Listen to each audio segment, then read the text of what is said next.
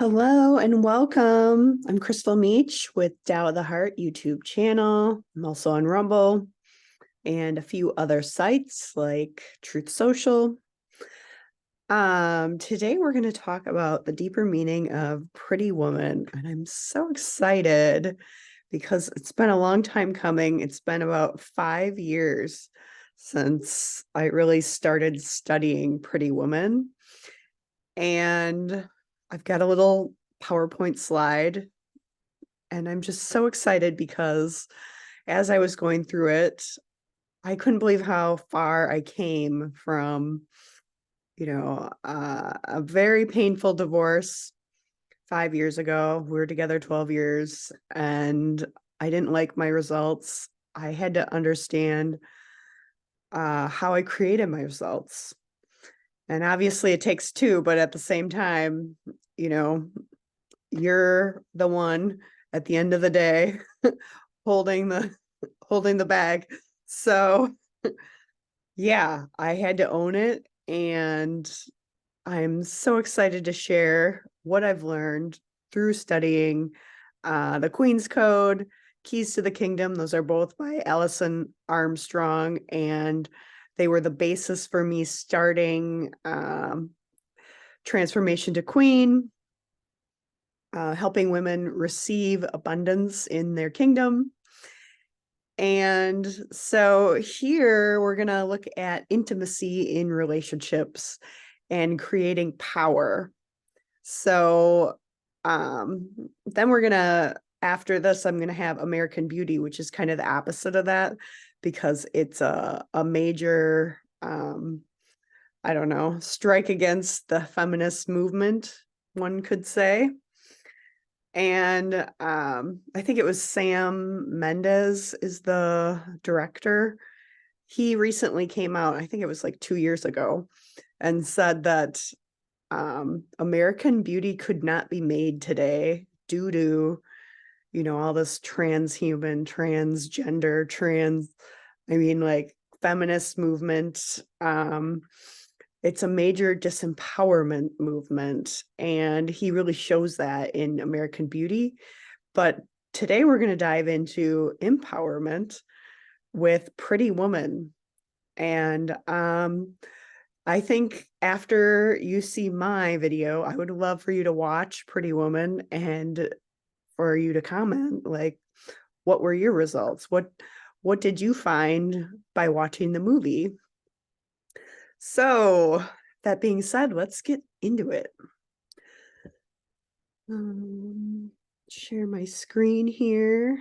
Got a nice little PowerPoint ready to go.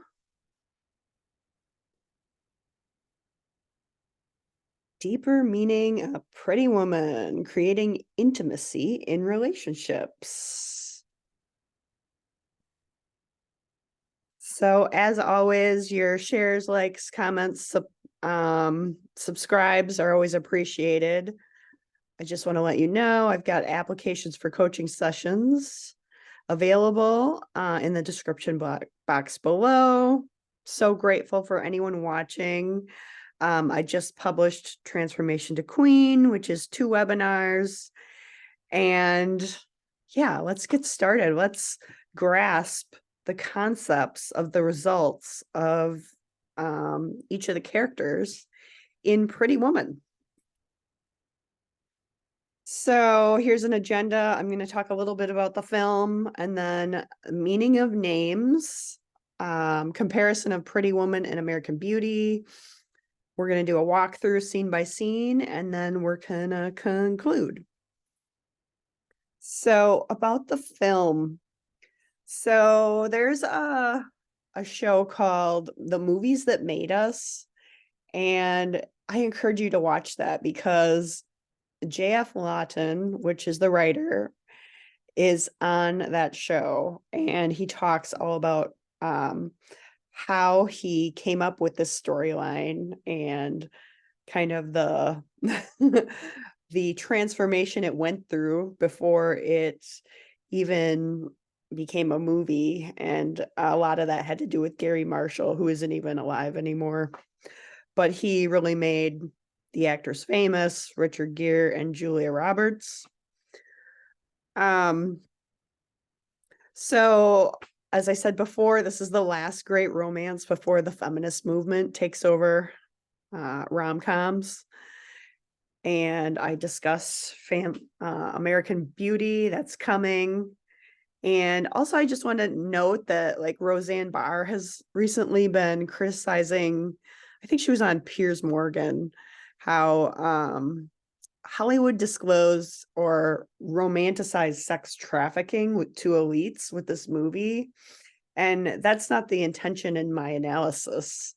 So, yeah, I'm very well aware of the Jeffrey Epstein cases and certainly been down that rabbit hole. But in this case, we're talking about results and your results specifically. So let's get into it. About the film, if you haven't seen Pretty Woman, I encourage you to watch it. It's quite old now. It's at least 33 years old now. It's about Julia Roberts as a prostitute named Vivian, and Edward, who's played by Richard Gere, is a wealthy businessman, and they're met by fate one night, which leads to a Cinderella story. We'll be studying how the union of Richard and Vivian creates more power for both men and women, masculine and feminine. And the point is to try these lessons in your own relationship in order to create a stronger bond.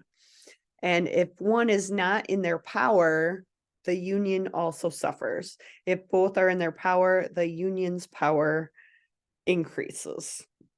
So that's kind of the basis. And I know that that's very esoteric. So that's why we're going into a story in hopes of showcasing how that works. And if you like this analysis and want to go over some of the results you're experiencing in your own relationships, I provide coaching sessions to help guide you to find the joy you are seeking. So all my deeper meaning movies, I always go through the meaning of names. So we're just going to go through that quickly. Vivian Ward. Vivian means lively and Ward means guard. Edward Lewis means wealthy guard protector, renowned warrior. Kit DeLuca, bearing Christ, son of light giving. Barney Thompson, defender, twin. Philip Stuckey, warlike, fond of horses, tree stump. James Morse, subplanter, dark-skinned. Elizabeth Stuckey, God's promise oath, tree stump. David Morse, beloved, dark-skinned. Daryl, beloved. Carlos, free man. Dennis, follower of Dionysus, god of fertility and wine. And Bridget, power and strength. So I always bring up meaning of names because when we go back to esoterics, which I've spent the last 5 years studying, we create with our words, and the meaning of each word is how we transport through life, how we communicate. So, as you study words, you become more aware of your language and how you create with that language. And this is a beautiful movie to start with learning that. So watch Pretty Woman to understand the results you want to create, and watch American Beauty to help you decipher the results you may have experienced and don't want to continue to create in your relationships. Scene by scene analysis. This movie starts with a magic trick. Excuse me. That's exactly what this film is about. Can you see beyond the illusion of duality in your life? By seeing beyond duality, you unbind yourself from suffering. So whatever your trigger is, it's pointing you back to your power. So here we're pointing out the duality and then helping both the man and woman see themselves as whole, abundant, magnetic, and confident. And what I like about this film is that it contains all three: finances, career, relationships, which is everything I coach, everything I've been through in my life. I try to share, and I'm looking forward to sharing more content on Tao of the Heart. Yeah, I want to help men and women pivot and understand their own power to create their reality. So we're going to start with scene by scene analysis. Let's get into it. The opening scene, we see Philip, and he's Edward's lawyer, and he's mingling at a party in Beverly Hills, and everyone's asking, where's Edward? And they want in on the deal. So Edward's a very successful man, and Philip is his agent as a lawyer, and he wants everyone to go through him rather than Edward for this deal. Meanwhile, Edward's upstairs and he's on the phone breaking up with his girlfriend. And in that short interaction, the girlfriend feels distance and then a demand for her to be there. So that's the first clue: demand. And a demand leaves us only two options: we resist or we submit. And what's the problem with that? The problem is that we're not in the present moment. We're either in the past or the future. And if we're not in the present, then we can't receive what's available to us. We're only receiving resist or submit. So that's our result. So he sees his girlfriend, his ex-girlfriend, after this interaction of breaking up with his girlfriend. And he asks her if she saw him more than his secretary. She says yes. So what are we noticing? There's a pattern. There's a pattern of distance and disconnect with his previous relationships. And notice he doesn't know how to meet the women's needs, and the women are telling him too late what their needs were. So immediately after that, Philip's wife, Philip the lawyer, alerts him that Edward is leaving. And notice she's watching Edward like a hawk. So Edward, in her eyes, is misbehaving, and she's on patrol. She's committed to her husband's result. And again, that's a little bit very feminist programming, very masculine for a woman to be on alert, watching to see if Edward is misbehaving according to her construct of what misbehaving is. So Edward takes Philip's car. He can't drive a stick shift. He's in an unfamiliar place with an unfamiliar car.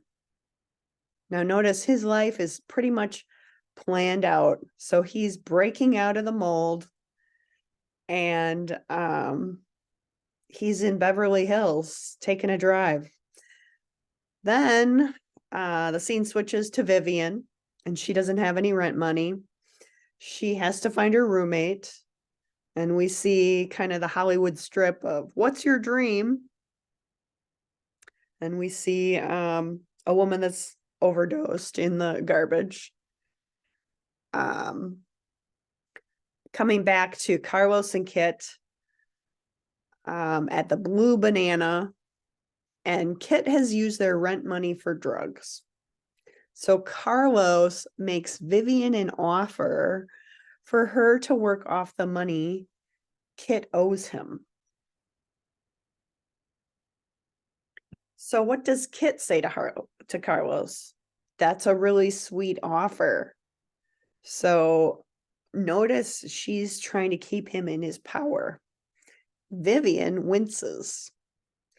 So what do we know about Kit and Carlos at this point?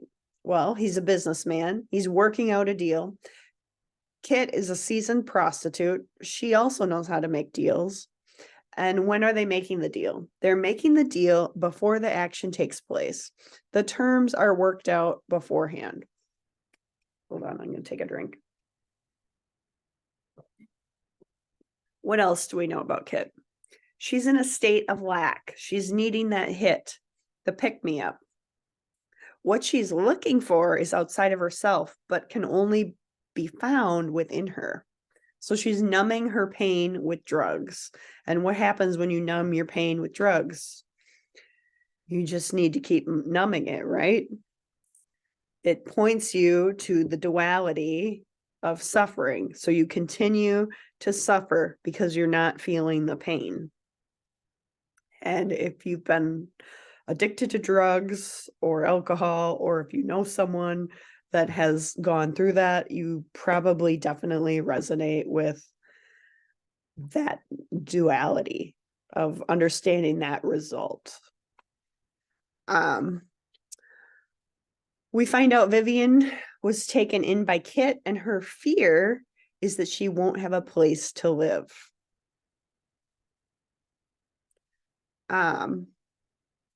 So Kit says, he was on my case. I had to give him something. So Carlos was the trigger. It triggered her pain, the lack she was feeling within herself. Notice how she deals with it. It's just going to keep coming up because she doesn't heal the pain. So Vivian says, don't you want to get out of here? So Vivian doesn't like the results she's getting, but she doesn't know how to get different results. And Kit has pretty much given up hope. She's given into that attachment that it's outside of her rather than within her. And notice how Kit kicks another prostitute off her territory.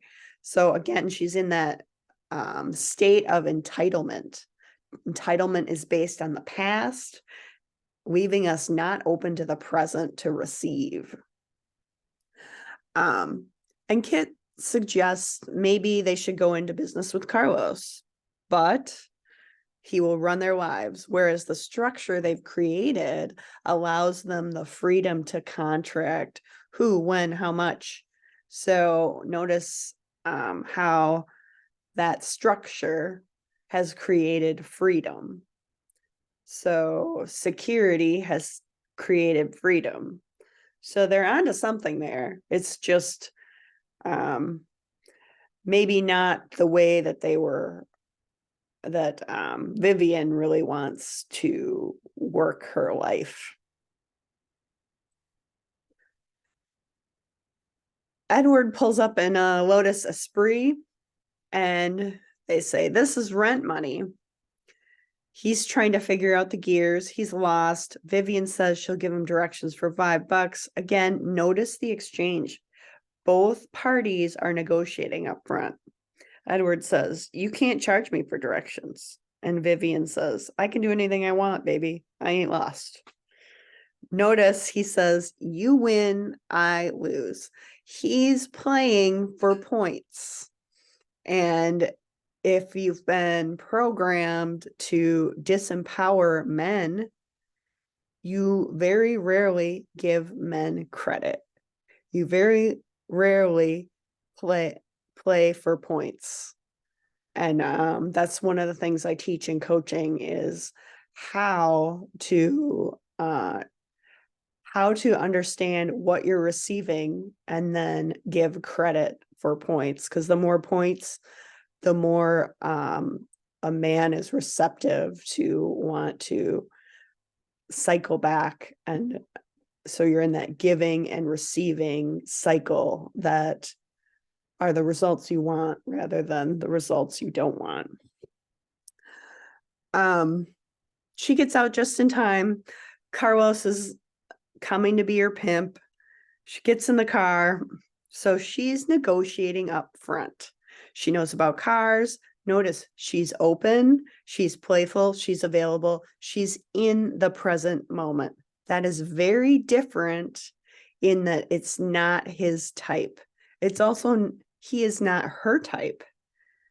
And that's a big deal for women, because If you're dating your type, you're more likely to want to please a man. And if you are more likely want to please a man, then you are more likely to be less honest, less genuine, less authentic, because your result is you're trying to please him. Whereas if you are dating someone that is not your type, then you're more likely to be honest, authentic, and open, because you're not looking necessarily to please him. And this actually puts you in a better mode or a better state to get what you're looking for, or receive what you're looking for, is probably a better way to put it. Okay, so what does he ask her when she goes in the room? He asks her if she is impressed. So going back to that pattern he has with other women, he was trying to impress those women. And by him being savvy big businessman, he thought that that was going to get him the results he was looking for with women. But that's not true, right? So often men's results are to impress women, but they don't know how to do that because women don't tell them how to get that result. So she asks him, what will he do now that she's there? And he says he doesn't have a clue. He didn't plan this. She asked, do you plan everything? Always. So again, they're two opposites, because she's living in the moment and he's planning everything. So they're both right now, opposites attract. We'll say that. She goes back to being upfront. Pay me. Back to exchanges. Notice the interaction and exchange. It's not in the future and it's not in the past. So they've negotiated up front. Now the issue is getting this commerce, sex, started. So sex is one of the highest forms of commerce. Now they start renegotiating, and he doesn't just want an hour, he wants the night. Notice he doesn't trust her in the bathroom, and he's surprised by the dental floss. So he's in a whole new state, fear of the unknown, and yet open. She keeps surprising him, which is good, because men and women don't operate the same way. They're not motivated by the same things. So when you're open to the fact that you're not basing his reaction on a construct that you created in your mind based on the past, then you're open to receiving the beauty of who he is and who she is. So he gives her the signal. She initiates the sex. He asks her what she can do. Again, she discloses the terms. She's already defined her boundaries. She's already thought ahead as a prostitute of what she's going to offer. And how many women go into a relationship knowing their boundaries? How many women on the first or third date are sleeping with a man? And that's fine if that's your boundary. But did you think about that boundary? Did you think ahead of what you were going to charge? And I'm not saying you should be a prostitute. I'm saying a charge might be as simple as, oh, you're a stranger. I'm not going to hold your hand because I don't know you. So that would be like a cover charge. I would have to know you before I hold your hand. So we're completely taking money out of this, because money is just an exchange as well. So he gets out of the shower, notices her wig is off, and she has this beautiful hair. Another way that she continues to surprise him. And he's being surprised because he's open. It's in the present moment. It's morning. Edward gets back to business. Philip is trying to control again. He doesn't want Edward meeting and screwing up the business deal. So what is Philip lacking? He's lacking trust. The more someone wants to control something, the less they trust. So Edward offers her breakfast. She accepts. And again, he doesn't understand what women want or how to impress women. So he orders everything for breakfast. And he explains he buys companies that have financial difficulty, and he doesn't make anything. He doesn't build anything. He sells the companies in pieces. Its worth is more than the whole. So that's a key subconscious piece being revealed, that he feels that the company is not worth as much as it is in pieces. And we're going to see that in the bathtub scene.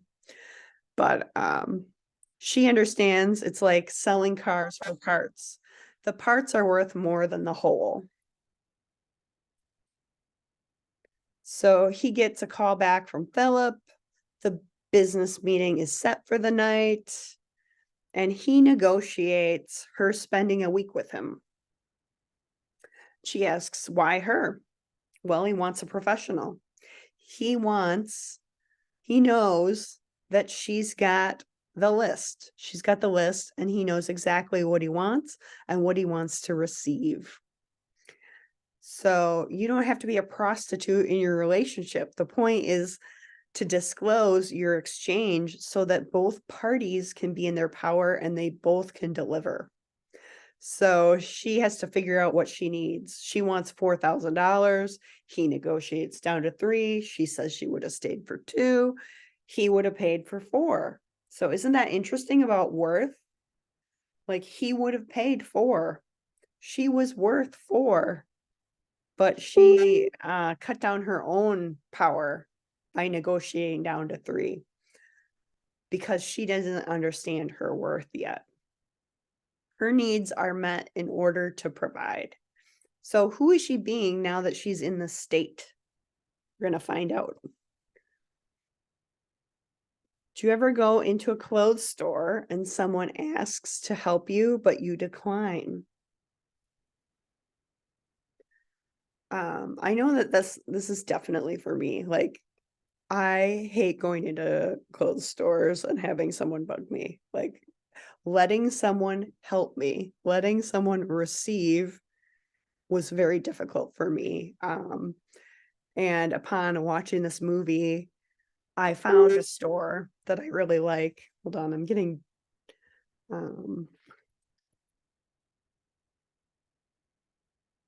too many dings here. So we're just going to close that. Sorry about that.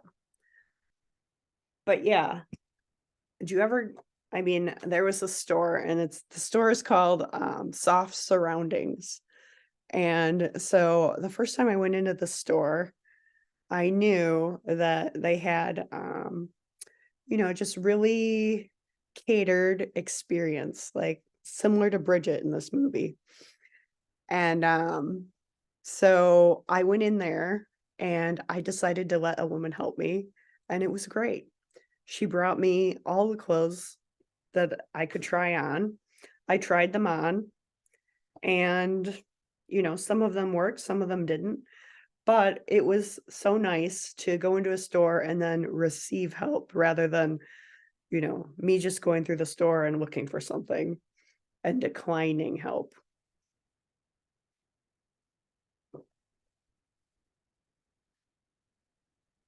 So notice she's judged by her appearance in the hotel and on Rodeo Drive.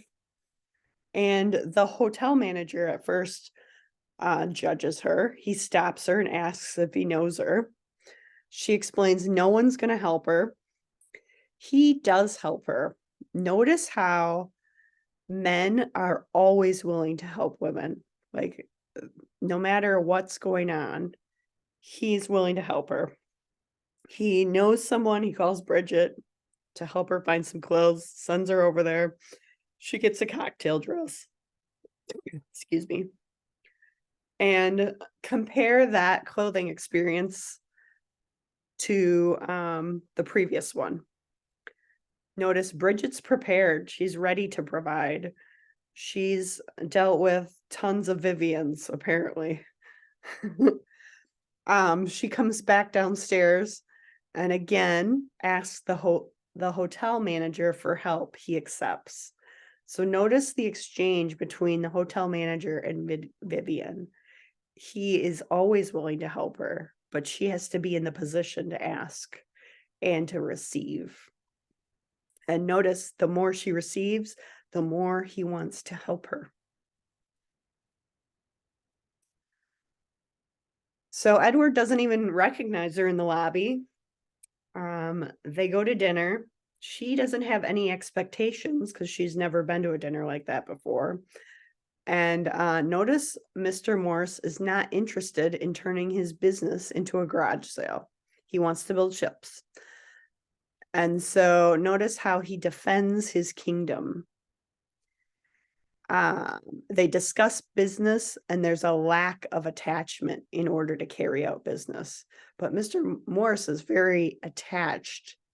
Again, he's in that fight mode, the defend. He's defending his kingdom.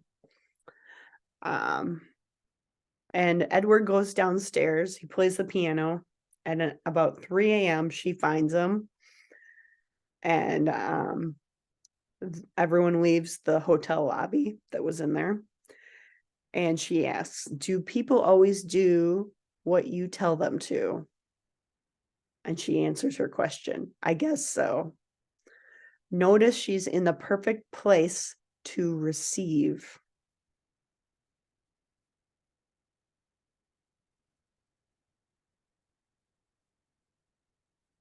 So they go to the polo game after that. And at first, the women state that Edward is the most eligible bachelor. Every woman is trying to land him. Notice the masculine, competitive energy of women. And notice how it doesn't land any of them with Edward. And that's one of the, I would say, traits of the feminist movement, being competitive with women, because it puts all the women in a state of disempowerment. So notice how they're disempowering Vivian, but she goes past their facade, I guess. And Vivian says she's not trying to land him. She's just using him for sex. So notice the lack of attachment. Like, she doesn't need the attachment. She just wants the sex. Then she's introduced to Philip and Elizabeth. And Elizabeth says, it's always a pleasure meeting one of Edward's girls. So this is a dig at Vivian, like she is the flavor of the week. Again, a feminist comment. And how does that trigger point back to Vivian's power?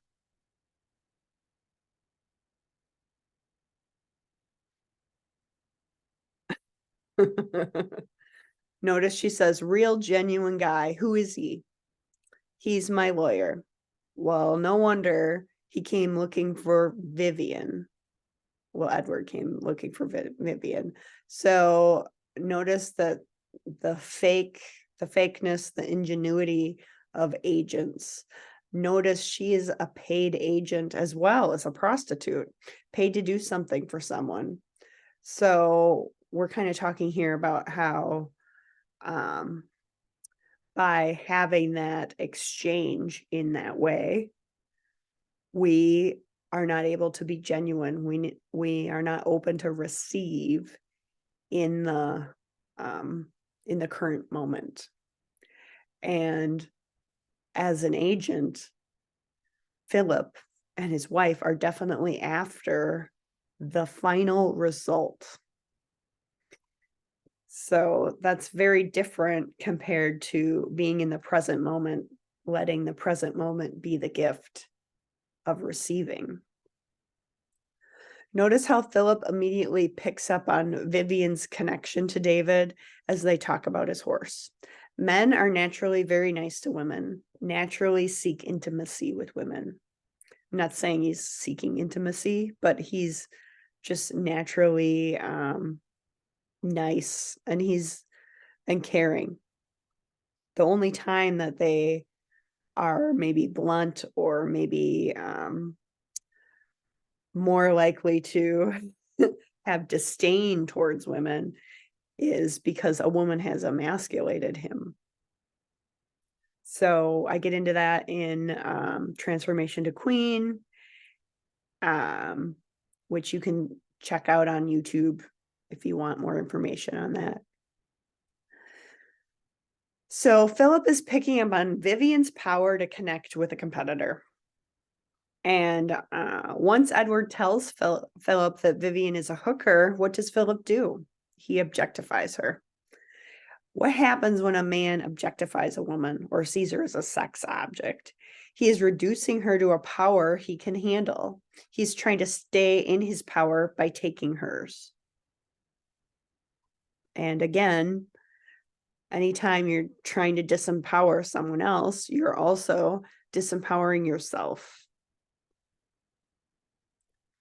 Vivian is unhappy that she was not prepared for Edward to tell Philip she was a hooker. She says, "I've never had anyone make me feel as cheap as you did today." And she leaves the money. So what is she saying about her value? She's not going to stand for this. His money has no value to her. So he sees she left the money. Why stay? He didn't like that she was talking to David Morse. He's showing he felt disempowered by her talking to David Morse. And it is the feeling of jealousy that causes him to disempower himself, telling Philip she is a hooker. Notice she tells him right away that he hurt her. By telling him her feelings right away, that is an offer to heal rather than holding it in and allowing the cycle of resentment and the continued anger. And then you're basically living off the past if you don't heal that what happened in the present. So that might be a major enlightenment moment for you, in that you may realize, hey, I never offered to tell that person that I was hurt by them. But you may not have also had the awareness that by someone hurting you, you're holding the pain. You're disempowering yourself because it's you that has the control over the hurt. And you have control over your feelings for what they did. Now, I'm not saying that they didn't do something wrong or right or whatever the case, but it's you understanding your feelings and how you respond to that. Now, Vivian's telling her story. Her mom called her a bum magnet. She attracted guys who saw her as worthless. She followed bum number 3 to Hollywood. No money, no friends, no bum. And the just over broke's jobs couldn't make the rent, and she was too ashamed to go home. She cried the whole time she did it, and she got some regulars as a prostitute. So nobody plans this. It's not a childhood dream. But people let you down enough, you start to believe it. So exactly. So her belief was that she wasn't good enough. And she created from that story. So we can see here that she's definitely manifested Edward, and he sees her as a bright, special woman. Philip asks where Edward is going. Edward didn't sign anything. Philip panics. He's reassured by Edward. Notice the state of Philip. He's in a state of fear. By being in a state of fear, he tries to control. He doesn't trust that the deal will go through unless he has control. Because he doesn't have control, he sends a dig at Edward, disempowering him, asking him if he's going on a date with the hooker. And Edward says, be careful. So what is happening when someone cuts you down? They're trying to bring you down to their level. Also, it's about their insecurity, not your insecurity. It doesn't have anything to do with you. So Edward stays in his power in this instance.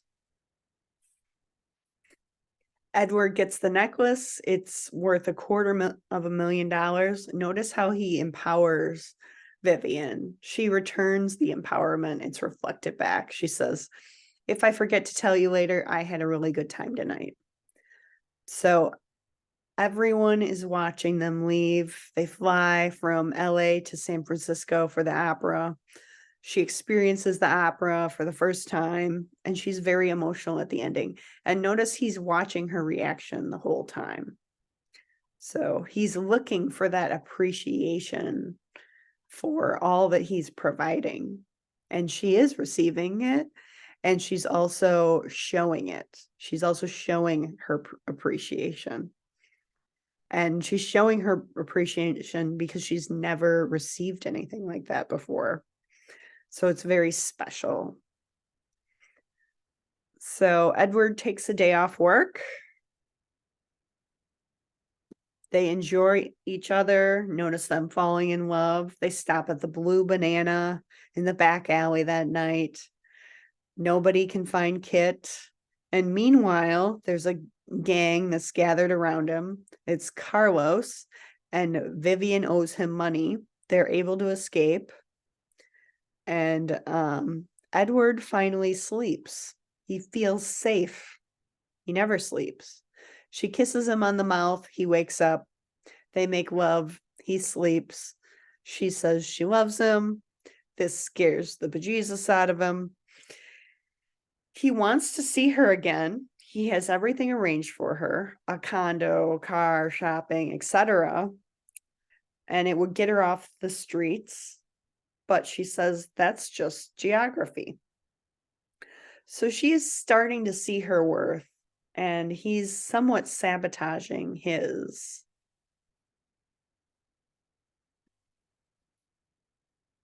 So Kit comes. Vivian says she's in love with him. She kissed him on the mouth. And she asks, when does that happen? Who does it work out for? Cinderella. That's funny because this film is owned by, well, it's created by Touchstone, but that's owned by Disney. So just a little note there. But he sees Grandpa giving a grandson a piggyback ride. Notice he's enjoying the moment. So Mr. Morse is most concerned in this deal about the people that are working for him. What's going to happen to them? And Edward wants to speak to Mr. Morse alone. So he gets Philip and everyone else out of the room. And his interests have changed. He doesn't want to buy the company and take it apart. He wants to help him build ships. And Mr. Morse is very proud of him. And he goes for a walk barefoot. So bringing that to full circle, what's really happening there? So Edward had a dad named Carter. His dad divorced his mom, took all the money. So notice how the parts are worth more than the whole. So his dad was seeing himself separated as worth more than the whole, and he lost his mom. So he was recreating that with these business deals by buying them and taking them apart and then selling off the pieces, which he did with his dad's his dad's business. And also, I think in that bathtub scene, Vivian asked him if he was happy that he got even, and there was silence. So I think that that was like a full circle moment for him in that he realized what he was doing. And he said that he had thousands of hours of therapy in doing that, or however many hours of therapy. So that just goes to say, and I say this all the time, if you're going to a therapist and just sitting on their couch every time, they're billing you to talk about a signal rather than what's really going on, your thoughts and feelings in your mind. So I'm not ripping therapists. I think it's great that people reach out for mental health. It's just that what are your results in getting that help? And if you're not getting those results, you should think about, hey, where can I get the results I need to get? Like, I always give the analogy, and I have it on my channel, of the boat. So a boat is the signal for the drawbridge, but the gears bring up the drawbridge. So the gears are the thoughts and feelings that create our reality. It's not what's happening in the material plane or the boat. So for example, I'll just think of something simple like your mom called you and you were triggered by your mom calling you. And I use that all the time because my mom calls me all the time and I'm like, oh, what now? It's not that I don't love my mom. It's just that she calls a lot. She cares. I know that, but the signal is not my mom. It's me. What is the signal about how I thought, how I think, and how I feel? And she really does care. So thank you, Mom, if you're watching this. Okay, so Philip is looking for Edward. He goes to the hotel and he sees Vivian. And he's pretty upset. He says he didn't blow off $1 million deals and he objectifies her. Says maybe if I did you, I wouldn't blow off those $1 million deals. He's pissed. He's freaking out. Maybe if I screw you, I'll be happy. He slaps her. Edward comes back. And he beats up Philip and he says, I've been here 10 years. It's the kill you love, not me. I've made you a very rich man doing exactly what you loved. So he's kind of saying, why are you jumping on Vivian when you already have what you were exchanging?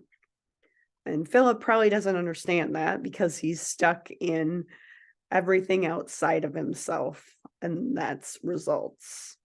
So being rich is his result. So that's all he thinks about, when really he's pretty poor in that he can't see it within himself. And that's reflected in him, but then also we see it in Kit. Because she is addicted to drugs and she's going for that next hit. So we're seeing it on the wealth side and we're seeing it on the poor side. So it doesn't matter what class you're in, you can still be in that state of wanting something outside of you and creating from that point. When really it's within you. So that's the whole point of duality, is realizing that everything is within you. all your power comes from within, and you can create from that space.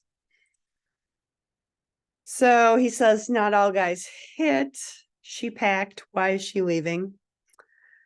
And she says, you going to beat up everybody? You made me a nice offer. Everything is different. You can't change that. I want more. So where she's saying, are you going to beat up everybody? That are you going to defend everyone that comes after her? That's no different than saying that everyone else has the problem except you. So everyone else has to go to a psychologist in order for you to get better. No, when you own your results, when you're responsible for what you're creating, then you're able to change your reality. It's not the other way around. You don't change the room, you change the mind. So it's again bringing you back to where you have control and where you don't have control. You have control over your thoughts and feelings. She says, I know about one. Oh, he says, I know about wanting more. How much more? The fairy tale. She wants the fairy tale, which he doesn't think that he can provide. He can't meet her offer. And she can't stay. She's holding her worth. Notice it's not about money. Notice she detaches from the outcome, the results. She's holding the thought that she truly is worthy. And while that worth is not in Edward, it's within her. And Vivian's moving to San Francisco to get a job, school, start a new life. And the hotel manager says to Edward as he's checking out, and he gives the necklace, the $250,000 necklace, to the hotel manager to return. It says, it must be so difficult to let go of something so beautiful. And Daryl also drove Miss Vivian home yesterday, which is kind of like a clue. And as Vivian is about to leave, Edward pulls up in the limo. The fairy tale happens. So what happened after he climbed up the tower and rescued her? She rescues him right back. I think that's so interesting how she says she rescues him right back. Because if we look at old esoteric stories, and I'm talking about like, just, I'm thinking of like Norse type stories going way back in Norway and Germany, etc. And about how there's always like a trip to the underworld, and there's always like a woman at the end of the hero's journey with like one of those horned drinks. And if you look at, is it James Campbell, The Hero's Journey? He always says that the woman is the destination. She's always meeting the hero at the end. And in this case, Cinderella, Vivian, in Pretty Woman, the destination is the woman. And so if you're a woman, you've gone through some pretty rough results of your own in relationships, I can tell you that as you understand your results, you too are the destination, and the destination is always within. It's not something outside of you. So when something happens outside of you, it's bringing that reality of what you thought and the feelings that you had. So that's all of Neville's teachings in a snippet, I guess. So thank you so much for watching, making it all the way to the end. And I encourage you to watch it again. And what do you notice? Put it in the comments below. I appreciate your support, likes, shares, subscribes. Again, applications for my one-on-one coaching sessions are available in the description box below. I'd love to help you decipher your results, your blocks, and help you create a relationship of your dreams. So cheers to you on your journey, and I hope you learned so much, and I look forward to providing more content on this channel. So have a great day.